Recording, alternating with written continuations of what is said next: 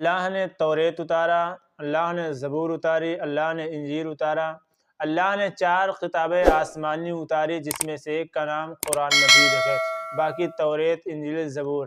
سوال یہ پیدا ہوتا ہے کہ جو ہے اللہ کی یہ 4 کتابیں ہیں تو یہ تینوں کتابیں آخر کیوں بدل گئیں؟ توریت، زبور، انجیل، آخر ان میں لوگ تبدیلی کرنے میں کامیاب کیوں ہو گئے اور قرآن میں تبدیلی کیوں نہ ہو سکی؟ اسی کے تعلق سے جو ہے سید ہاشمی میاں صاحب قبلہ کی ایک ویڈیو لے کر کے حاضر ہوا ہوں۔ انہوں نے درس بخاری کا درس دیتے ہوئے انہوں نے جو ہے قرآن کے حوالے سے اور بخاری شریف کے حوالے سے بہت اچھا پیغام دیا ہے لوگوں کو اکٹھا کر کے۔ ہاں میرے بھائی، اور بلکہ آپ جانتے بھی ہیں کہ سید ہاشمی میاں کا جو پیغام ہوا کرتا ہے الحمدللہ ثم الحمدللہ، عوام کے لیے نصیحت آموز بیان ہوا کرتا ہے۔ اب سوال یہی ہے کہ اللہ کی 4 کتابیں ہیں تو قرآن میں تبدیلی لوگوں نے کیوں نہیں کر پائی اور تینوں کتابوں میں آخر تبدیلی کرنے میں کامیاب کیوں ہو گئے اور تبدیلی کیوں کر دی؟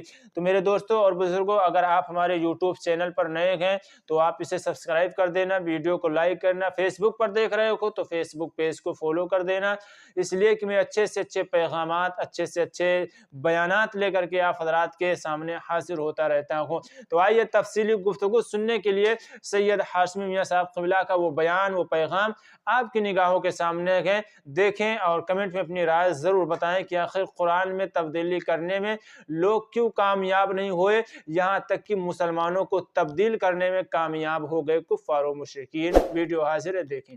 ذرا کھو جتنی بھی حدیث کی کتابیں ہیں، موطا امام مالک ہو، مسند امام احمد ہو،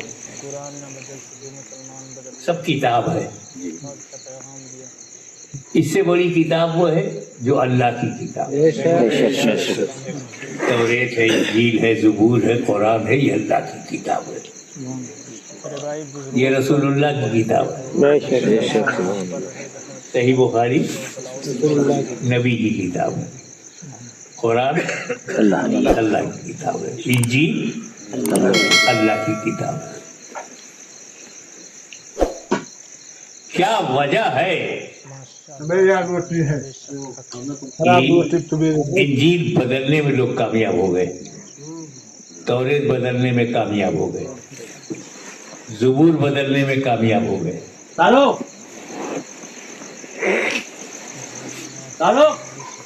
قرآن بدلنے میں آج تک کوئی کامیاب نہیں ہوا۔ مسلمان بدلنے میں کامیاب ہوئے، قرآن بدلنے میں کامیاب نہیں ہوئے۔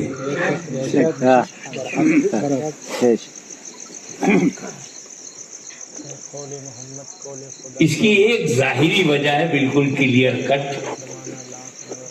اللہ تعالیٰ نے قرآن کی حفاظت کو اپنے ذمہ کرم میں لے لیا۔ اللہ ہی رکشک ہے، تو جب وہ رکشا کرے گا کون بدل پائے گا؟ جب خالق ہی حفاظت کر رہا ہے تو مخلوق کیسے بدلے؟ جب رچائتا حفاظت کر رہا ہے تو رچنائیں کیسے بدل پائے؟ اور دوسری وجہ میرے دماغ میں ہے، بیٹھے مولانا شبیب احمد صاحب اور سید السادات میرے نظر نور اللہ شاہ بخاری مدد الاولادی، بیٹھے میرے من میں آیا، کسی کتاب میں نہیں پڑھا تھا اس لیے بیان کر رہا ہوں۔ پہلی بار حضرت موسیٰ نے توریت دیا، بدل گئی۔ حضرت داؤد علیہ السلام نے زبور دیا، بدل گئی۔ عیسیٰ مسیح علیہ السلام نے انجیل دیا، بدل گئی۔ رسول پاک نے قرآن دیا، نہیں بدلا۔ ایک وجہ تو یہ کہ خدا ہی قرآن کا محافظ ہے، اور دوسری وجہ یہ ہے ظاہری کہ جب موسیٰ علیہ السلام نے توریت دیا تو صرف کتاب دیا، اہل بیت نہیں دیا۔ جب عیسیٰ مسیح نے انجیل دیا تو صرف کتاب دیا، اہل بیت نہیں، اور مصطفیٰ نے جب قرآن دیا تو سب پہ اہل بیت۔ بے شک بے شک، سبحان اللہ، اس لیے لوگ اہل بیت سے عشق کرتے ہیں، بے شک یہ ہمیشہ قرآن کے ساتھ ہے، قرآن ہمیشہ ان کے ساتھ ہے۔ بے شک،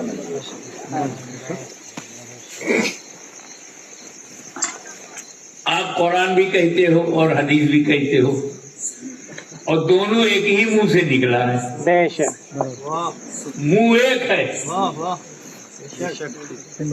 حضور نے کچھ کہا اسے آپ نے قرآن کہہ دیا، حضور نے کچھ کہا اسے آپ نے حدیث کہہ دیا۔ کہتے رہے رسول، جبریل امین صحابہ کے پاس نہیں لائے تھے، بے شک، رسول ہی سے کہا اور رسول نے ہمیں بتایا۔ تو اب رسول جسے کہیں یہ اللہ کی آیت ہے وہ قرآن ہے، اور جسے کہیں یہ میں کہہ رہا ہوں وہ حدیث ہے۔ تو اس کو علماء کرام یوں کہتے ہیں کہ حدیث کی دو قسمیں ہیں۔ حدیث دو طرح کی ہے، ایک حدیث مطلوع ہے اور ایک حدیث غیر مطلوع ہے۔ یعنی ایک حدیث وہ ہے جس کی تلاوت کرتے ہیں، اور ایک حدیث ہے جسے پڑھتے ہیں۔ یہ مطلوب تلاوت والی، تو قرآن ہے جس کو تلاوت کرتے ہیں، بخاری ہے جسے پڑھتے ہیں۔ تو رسول کی زبان سے نکلا ہوا لفظ ہی قرآن ہے، رسول ہی کی زبان سے نکلا ہوا لفظ حدیث ہے۔ اور حضور نے قرآن کو کتابی شکل میں دیا نہیں،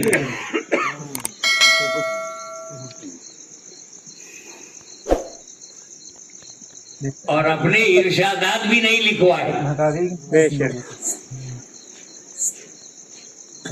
نہ قرآن لکھ کے دے رہے ہیں رسول، نہ حدیثیں لکھوا رہے ہیں رسول۔ اگر رسول پاک دسیوں صحابہ جو پڑھے لکھے تھے ان سے اپنی 1,00,000 حدیثیں لکھوا دیتے اور وہ 1,00,000 ہمارے پاس آ جاتی تو نہ کوئی ضعیف ہوتی، نہ کوئی منفصل ہوتی، نہ کوئی متصل ہوتی، نہ کوئی موضوع ہوتی، اور نہ اتنی قسمیں ہوتی۔ صحیح ہے تو صحیح لذات ہی ہے، لگائی رہی ہے، حسن ہے تو حسن لذات ہی ہے، غیر ہی ہے۔ یہ قسمیں محدثین کو جو کرنا پڑا اس لیے کہ رسول نے حدیث کی کتاب دی نہیں۔ اب آؤ، حضور کے منہ سے جو نکلے وہ حدیث ہے، اور جسے وہ کہے کہ اللہ کا کلام ہے وہ قرآن ہے۔ تو 30 پارے کو قرآن کہہ کے الگ رکھو، بقیہ جو رسول بولتے تھے وہ حدیث، جو کرتے تھے وہ حدیث، اور جو ہونے دیتے تھے وہ بھی حدیث۔ خود نہیں کیا، خود نہیں کہا، مگر حضور کے سامنے کسی نے کیا، حضور نے روکا نہیں، وہ بھی حدیث۔ سبحان اللہ۔ اب کئے کروڑ حدیث ہوگی 23 سال میں۔ حضور گھر میں بات کر رہے ہیں وہ حدیث، ازواج مطہرات سے بات کر رہے ہیں وہ حدیث، صحابہ سے کہہ رہے ہیں وہ حدیث، خلوت میں تو حدیث، جلوت میں، میدان میں، مکان میں، بازار میں، جہاں پر مارے سب حدیث، جو منہ سے نکل رہا ہے سب، خیریت پوچھ رہے ہیں تو حدیث، عیادت میں گئے تو حدیث، احد میں گئے تو حدیث، بقی میں گئے تو حدیث، فجر ظہر عصر مغرب سے پہلے اور بعد حدیث۔ تو ایک دن میں اگر 50,000 بار فرمایا ہے تو 50,000 حدیث، 23 سال میں کئی کروڑ حدیث، اور جمع ہے کل 15-20 ہزار حدیث۔ 15-20 ہزار میں شریعت کیسے بتاؤ گے؟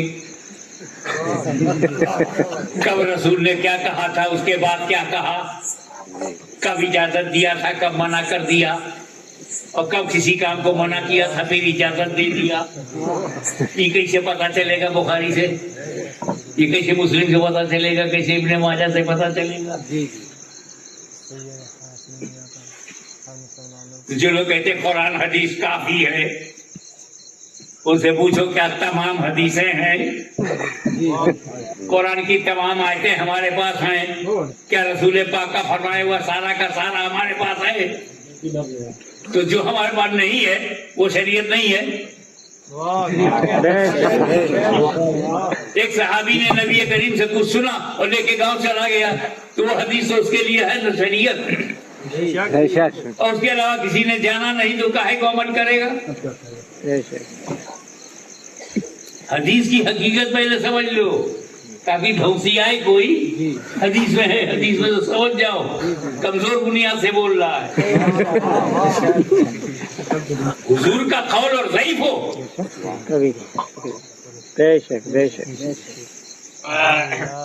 अब मैं बताऊं आपको, हुजूर सल्लल्लाहु अलैहि वसल्लम ने एक बार फरमाया किसी सहाबी से, उस सहाबी के लिए सही है, डायरेक्ट सुन रहा है,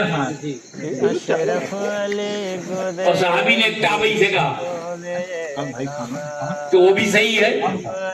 ताबई के बाद कोई गड़बड़ रावी आ गया और हदीस ज़ईफ हो गई, हमें जो सही चल रही थी ये ज़ईफ हो गई, तो ज़ईफ हदीस नहीं है, ज़ईफ सनद है। गड़बड़ सनद में है, गड़बड़ हदीस में नहीं है।